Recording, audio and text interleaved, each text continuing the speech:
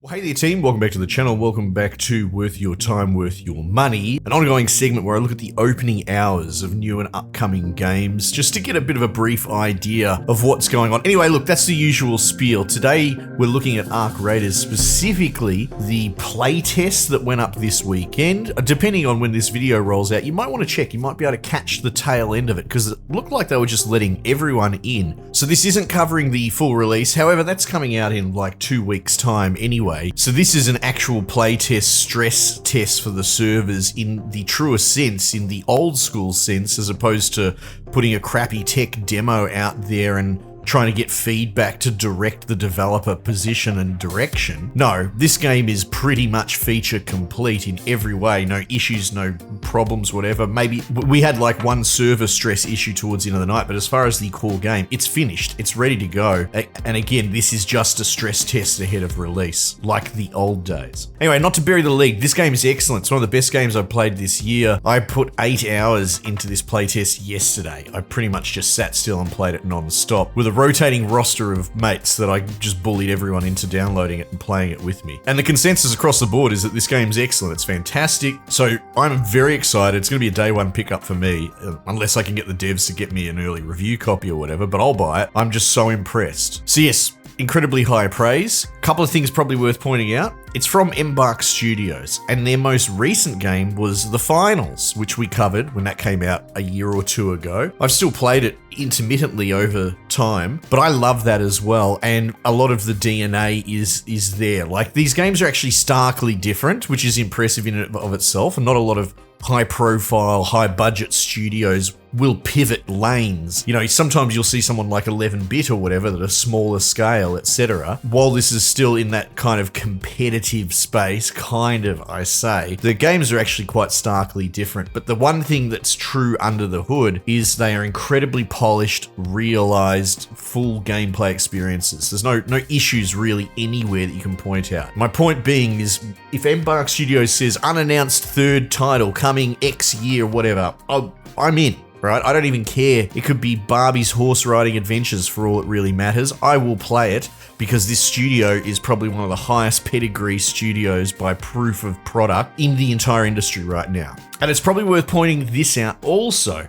I am not a huge PvP guy. I'm getting older. I obviously skew towards more tactical, strategic games, colony builders, engineering type stuff, whatever. I am eclectic and open-minded. I'll play everything, but you're not really going to get me playing CS or most extraction shooter type sweat fest. It's just not my food group. It's not my pace these days, or never really was. And yet the Finals, as an example, is like a 3-man squad PvP arena with like eliminations, all very TV show, Running Man inspired in a way, but we know with the whole twist of destructible terrain and kind of playing the game beyond the PvP. That's what makes the Finals so good, is that someone like me who's not the best aim can go the heavy class with a sledgehammer and C4 and pull down buildings and blow it up and still routinely win matches without necessarily having to nail headshots. They nail it for the people that you would argue are not normally attracted to that genre. So the point I'm trying to impress is that the Finals did for Battle Royale, Elimination, Sweatfest type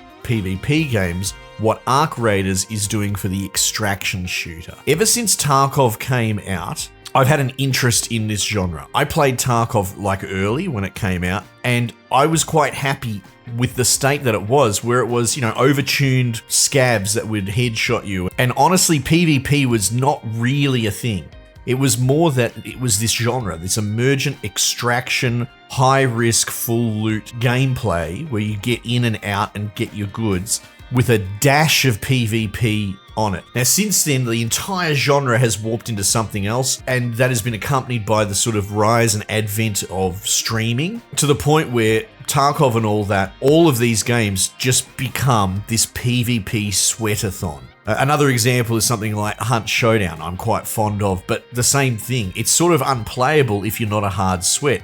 As soon as you pull the trigger or make any sort of indication on the map where you are, all the sweat lords with their TTV tags are just gonna fly at you and try and wipe the stage of all other players before actually playing the game. I don't like that, but at the same time I recognize in a way it's a subgenre of a genre that's caught fire, at least in the streaming community. Arc Raiders feels like the original source that I always wanted from an extraction shooter, in that it's this wonderfully realized weird environment, sort of like 60s futurism. Everyone's in dirty Slav tracksuits in this dusty apocalyptic landscape that is ruled by terrifying robots. The audio design is so incredibly good. Makes me think of things like, you know, War of the Worlds with bloody Tom Cruise. It's the second time that's come up in recent videos. But just like the overdriven thrum howling noises that the monsters make, the robots make, and in this they are absolutely no joke. Coming up against just about any robot is a serious threat in this. You are incentivized to stealth around and try and avoid fights.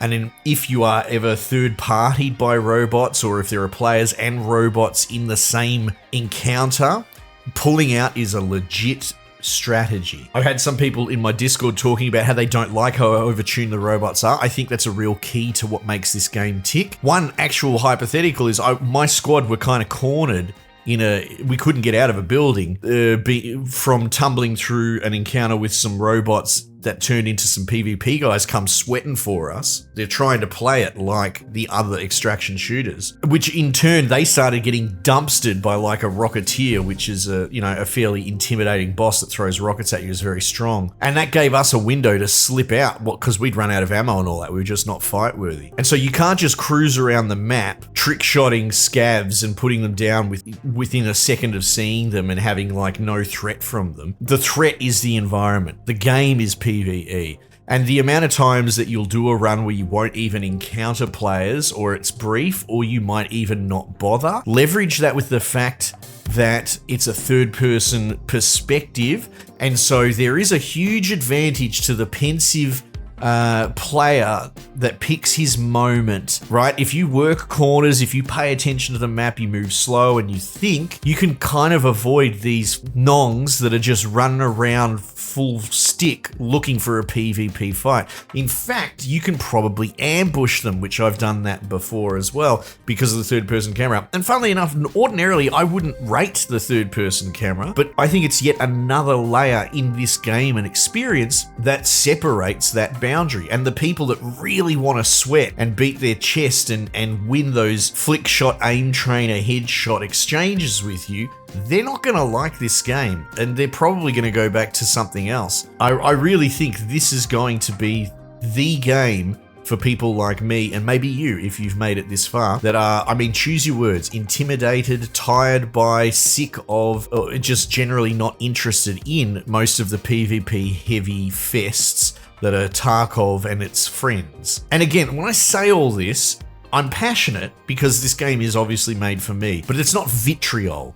Do not take it personally. Not every game is made for me and not every game is made for you. But like I said, if people try and play this game like it's a PvP stomp, they will actually probably find themselves getting stomped by people like me, who are more interested in the PvP element, treat the robots with respect that they deserve, because they are terrifying if you don't, and to actually move carefully through the environment and leverage the third-person camera. So look, I spent a lot of time talking about that because I think that's the real kicker, that's the real key, and I think you'll find that a lot of people maybe just look at this game and go, oh, another extraction shooter, not interested. And that's the real tragedy, because that person is who this game is for.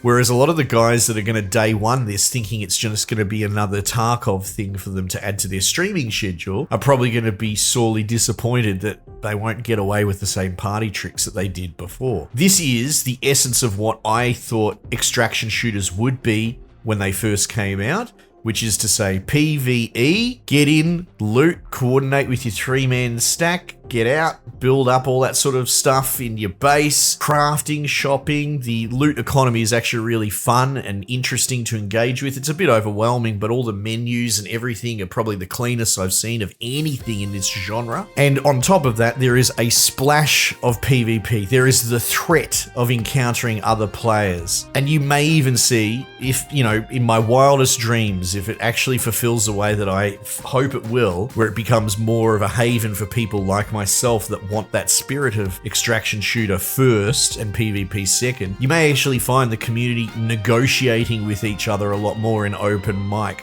cutting deals, letting one team extract before the next team follows, that sort of thing. I mean, a girl can dream, but I do wonder if anything was going to have a shot at doing what I actually do see as the other path not taken for a lot of extraction shooters. I feel like this game has the strongest chance of doing it. So it's absolutely worth checking out. I'll be covering it when it comes out in full. And like I said, if you can at least try and squeeze in for that playtest, you might be able to just get in on the tail end of it, timing it with this video. Anyway, I don't need to waffle. I think I've made my point. Might just leave it there for the time being, and I'll catch you guys on the next one.